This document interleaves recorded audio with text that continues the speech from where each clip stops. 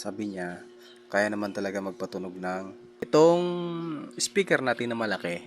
Kaya naman talaga patunogin. So, tama naman. Kaya niyang patunogin kung naka-on. 'Di ba? Naka-on at saka nakakonek sa Bluetooth at gagamitin mo siya pag sounds. Talagang tutunog 'yan. Itong speaker natin, tutunog talaga 'yan. Kahit anong speaker 'yan, maliit man yan, malaki, basta yung amplifier mo naka-on. Pero kahit naka-on 'yan mga boss, kung hindi naman nakasaksak to, hindi mo rin mapapatunog ang speaker na to. Tama? Pero kahit sinaksak mo ito, naka-on ito at may power, kung ang sira naman ang speaker mo, di rin yan tutunog. 'Di ba?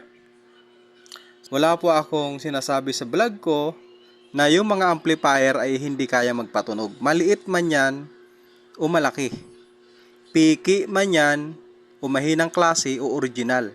Dahil ang trabaho talaga ng mga amplifier ay magpatunog ng speaker. Meron po ba kayo nakikitang mga amplifier na hindi kaya magpatunog ng speaker? Yan trabaho naman talaga ng mga amplifier ay magpatunog ng speaker. 'Di ba? Tama. Agits nyo. Ay nako. Natutuwa lang ako kay Idol kasi sabi niya, ay kaya daw patunogin. Natural, napapatunog naman talaga ito kasi nga, trabaho naman talaga ng mga amplifier magpatunog ng speaker. Ay nako. Wala naman akong sinabi dun sa mga vlog ko na hindi kaya patunogin yung mga speaker, hindi kaya patunogin ng mga amplifier. Trabaho nga ng mga amplifier magpatunog eh. Pero ito guys, share ko lang sa inyo no. Itong mga amplifier, hindi ibig sabihin na ganitong amplifier ay mahinang klase. Hindi po. Magandang klase rin po ang mga ganitong amplifier. Bakit? Kasi itong mga ganitong amplifier, nakadepende po yan sa inyo kung paano mo siya i-upgrade. Gaya ng mga amplifier ko na maliliit, sobrang liliit. Kala mo mga modular lang yun guys, no? Yung mga amplifier ko dito, napakarami ko amplifier dito, mga karamihan modular. Pero ina-upgrade ko yun. Dinadagdagan ko yun ng IC para mapatunog yung ganito kalaking speaker. Kahit modular lang yung amplifier mo, kaya niyang patunugin ang D15 mo o kahit mga 18 pa yan, kahit 1,000 watts pa yan, kayang patunugin yan. Bakit? Kasi in-upgrade mo siya, mayroon kang dinagdag. Gaya nito, halimbawa, sabi ng iba, hindi daw ito 300 watts talaga. Totoo naman, naniwala naman talaga ako dyan. Siguro mga 75 lang to or 75, pwedeng sabihin natin 150, pwedeng 200 watts lang to. Kasi kaya sinabing 300 watts kasi minsan pag sumubra na tayo sa pagkabit ng wattage ng ating speaker ay magrereklamo na to, magre-react na. No, 'di ba? So yung iba naman, sabi nila umiinit. Mabilis uminit o umiinit daw ito. Natural, lahat naman siguro ng amplifier umiinit. Kaya nga ang ginagawa ng iba, kapag umiinit ang kanilang mga amplifier, anong nilalagay nila? 'Di ba? Ang nilalagay nila ay fan or blower fan. Nilalagyan nila 'yon. Nag-upgrade sila para yung kanilang amplifier ay tumagal. Matagal masira, gaya ng mga nasa pambidyoke na amplifier. In-upgrade nila 'yon para hindi agad masira, lalagyan nila ng mga fan or mga blower para kahit papano tumagal ang inyong amplifier. Kasi yung mga ganitong amplifier, kaya talaga nitong tumagal. Umaabot ito ng mga ilang taon. Bakit? Kasi nakadepende yan sa paggamit. 'Di ba? Kahit yung original mong amplifier, kahit gaano pa kaganda yan, kahit gaano pa mahal yan, kung hindi ka marunong gumamit at di mo iniingatan yan, wala kang disiplina sa sarili mo, baka nga hindi pa abutin ng isang taon yan, sunog na piyesa niyan. So, dahil ito yung binablog natin amplifier, ibibigay ko sa inyo kung ano mga specific na dapat gamitin dito. Kaya nga sinabi ko dun sa vlog ko na kaya magpatunog ng ganito kalaki. Bakit sinasabi ko na ganito kalaki? Kasi yung speaker na ganito kalaki ay nakadepende rin yan sa watts ng speaker mo. Halimbawa, kahit ang speaker mo o speaker box mo kasi laki ng bahay mo, 'di ba? Tapos yung speaker mo 50 watts lang pala. Kaya talaga magpatunog. Tama. Kahit yung speaker mo kasing laki ng building. Tapos yung nakakabit na speaker doon 100 watts lang lahat yon. Tama? Kaya talaga patunogin. Kasi sa watts kasi nakabase. Hindi sa itsura ng amplifier, hindi sa itsura ng speaker. 'Di ba? Meron silang bawat design, meron silang bawat alignment. Meron silang tamang combination kung paano mo magamit ang amplifier mo na kahit class C yan, class D yan, ay pwede mong magamit ng matagal. Pang sounds, pang music, 'di ba? Pwede mong magamit ng matagal. Bakit? Kasi nakaka-combine yan sa match niyang wattage. Kaya halos sa lahat ng mga vlog na sinasabi ko, maliit man o malaki ang amplifier mo, kaya talaga magpatunog. Bakit? Ang trabaho naman talaga ng amplifier magpatunog eh. Gets nyo? Kasi ako guys, pag nagsasalita ako, common na. Kumbaga sa salita, yun ay mga synonym. Mga synonym na yun na ginagamit kong mga salita. 'Di ba? Kumbaga mga noun. O 'di ba? Kaya yun yung ginagamit kong mga salita. So siguro hindi pa nagigets ng iba, 'di ba? Ang trabaho naman talaga ng amplifier magpatunog. Kaya lagi ko sinasabi, maliit man o malaki, kayang patunogin ang speaker mo. Kahit maliit o malaki, bakit? Kasi minsan ang tao hindi nagtatanong sa sarili nila. Kaya pala napapatunog yung yung speaker na ganito kalaki kasi sa watts pala yung nakabase. Halimbawa ito 200 watts o kaya 1000 watts to. Tapos ito 1000 watts din. Kaya naman talaga patunogin yan kasi nakaka-combine yan sa kanyang wattage. Yun. Yun ang hindi naiintindihan ng iba. So, katulad dito, itong microphone, ito, example lang itong microphone na, itong microphone, local to. Local. Yan. Local, ibig sabihin, pag sinabi natin fake, ibig sabihin imitation. Para maging original ang microphone mo, palitan mo nito. Yan. Palitan mo siya ng original na mic voice coil. Ayan, original yan. Oh, shield yan, oh, ayan oh. Oh. Ganyan. Oh, 'di ba? Hindi gaya ng mga ibang na foam tapos yung iba naka-open lang siya. Ito naka-sealed yan. Ito original po yan. So, dahil local yung natin, yung microphone natin, pinalitan natin ng original na coil.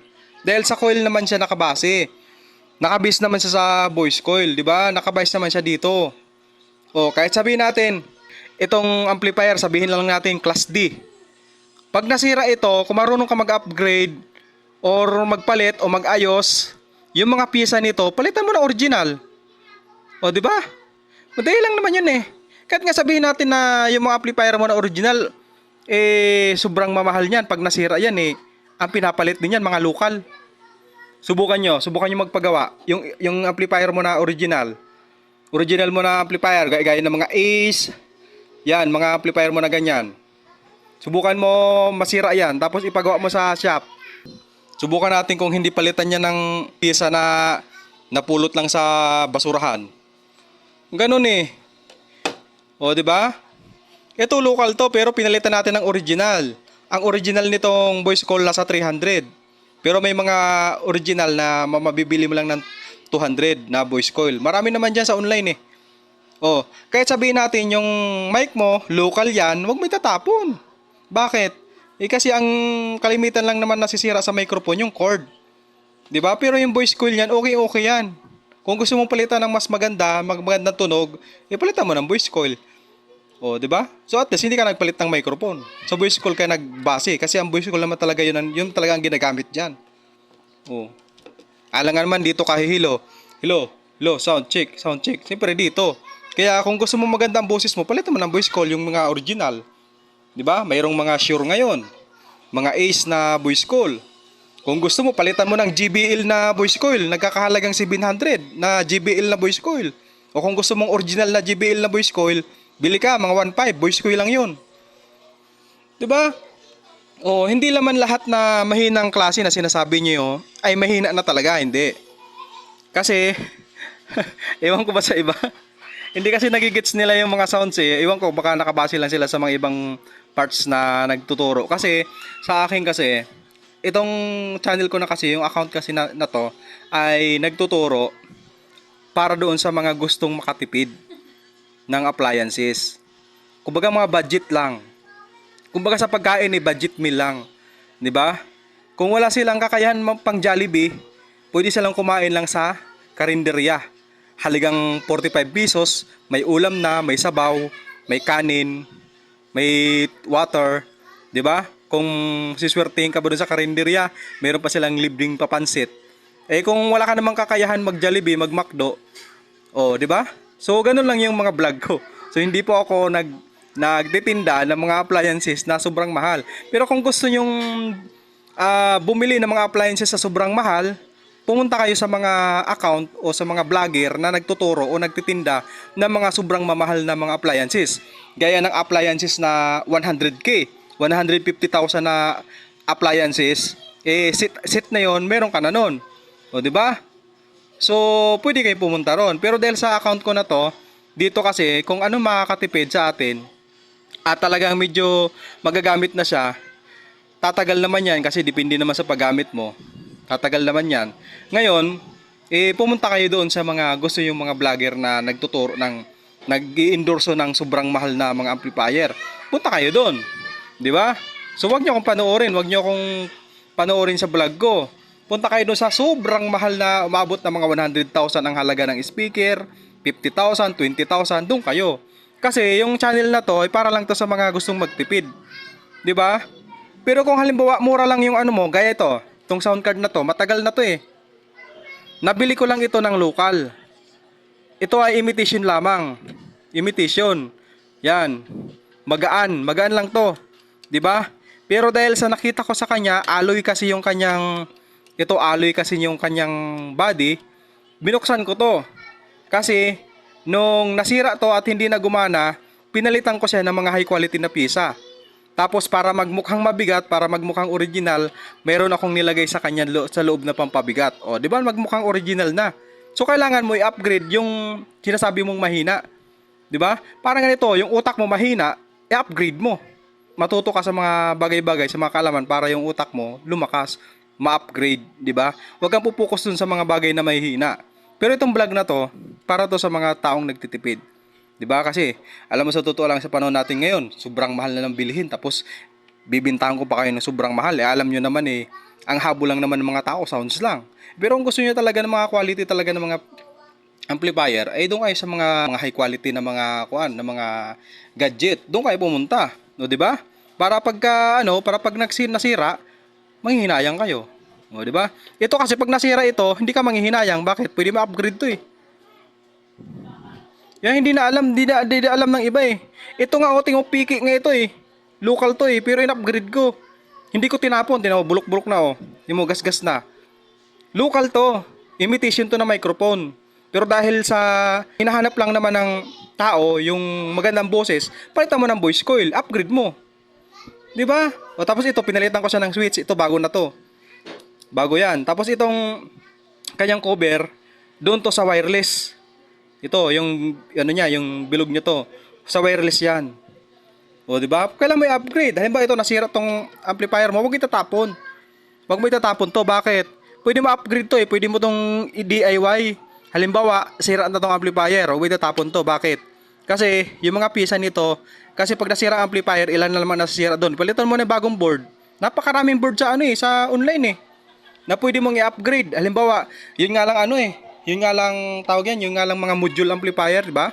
Yung mga sobrang liit na parang kasing laki lang ng tanga natin. Kaya nga patunugin to. Oh. Bakit? Kasi meron silang ina-upgrade doon, meron silang nilalagay. Oh, kasing laki lang ng thumb natin yung module yun. Pero kaya magpatunog. Kasi trabaho naman talaga ng amplifier magpatunog. Pero depende sa papatunogin niya kung nakamatch sa kanya doon yung speaker. O, di ba? Tama?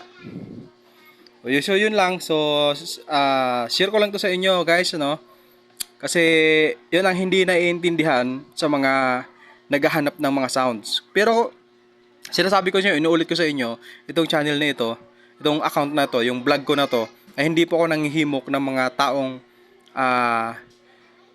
hindi ko po pinagsasamantalahan yung mga taong gustong bumili ng mura o kung ayaw nila bumili sa akin, okay lang, basta maituro ko lang sa iyo, ma-share ko lang sa inyo yung mga kaibahan ng quality, ng original, at saka hindi. Kasi ito, pag sinabi natin, ito, halimbawa natin, sabi natin hindi original to, 'Di ba?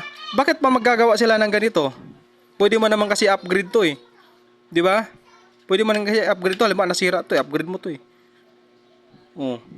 Gaya ng mga 5 auto ko na amplifier, ilang beses na nasira, para magmukhang original, pinapalitan ko ng pisa. Sa pisa lang naman tayo nagkakatalo. Pero sa design niya, pareho lang 'yan. Kahit bunutin mo 'to, oh. Kahit bunutin mo 'to, kahit bunutin mo tong ano na 'to, iisa lang ang itsura niyan. Mag-original na mag hindi, isa lang 'yan, napipihit 'yan. Pati yung mga potentiometer 'yan, isa lang 'yan. Oh, 'di ba? Ang kaibahan lang sa mga potentiometer na iba, habang tumatagal, nagagasgas yung carbon. Kaya minsan hindi na sila nagpa-function. Oh, pero isa lang din naman 'yan. Nagkakaiba lang sila sa pisa, sa quality ng pisa. Oh, tulad dito, oh. Oh, 'di ba? Oh. Para magmukhang mabigat. Kaya nga mga kasamaan ko pag nahahawakan itong sound card ko, ba't naman ang bigat naman ng sound card na yan? Pagkakaiba naman siya, original yan. 'Di ba? Hindi na alam na in-upgrade ko yan. Oh. Tapos yung battery nito, pinalitan ko ng 2000 mAh. Oh, kaya matagal malubat. Kaya kung mahalimbawa ang sound card nyo mabilis na malubat, palitan nyo lang ng battery, mataas. Hindi ibig sabihin na lahat ng gadget mahina. Hindi ah. Ang mahina lang doon yung piyesa. Pero yung mga gawa noon maganda. Oh. Hindi nakikita ang itsura ng amplifier, hindi nakikita sa labas. Dito dapat sa loob. Hindi nakikita dito kung ano itsura. Hindi nakita yan, sa loob yan. Pag binuksan mo yan, kung maganda ang mga pisa niyan, doon mo yung malalaman. O, di ba? Doon malalaman kung magandang pisa ang pagkakabit, magandang pisa ang nilagay, baka pisa lang siguro ng ano yon. Di ba? Mga pisa lang ng hindi natin kung saan pinupulot yun, baka pinulot lang sa dump site yun, yung mga pisa doon. O, di ba? O, ganoon lang. So, yun, maraming salamat guys sa pagsubaybay sa aking mga vlog, pero gusto ko lang linawin yung mga gustong naghahanap ng mga murang amplifier, nasa inyo na po yung kung gusto nyong maghanap ng masyadong mahal, option nyo po yan, choice nyo po yan. Pero sa vlog ko na ito ay hindi po ako nagre-recommend ng sobrang mahal na mga gadget. Ay yung parang budget meal lang, budget lang talaga, no? So yan, maraming salamat and magandang hapon and God bless you all.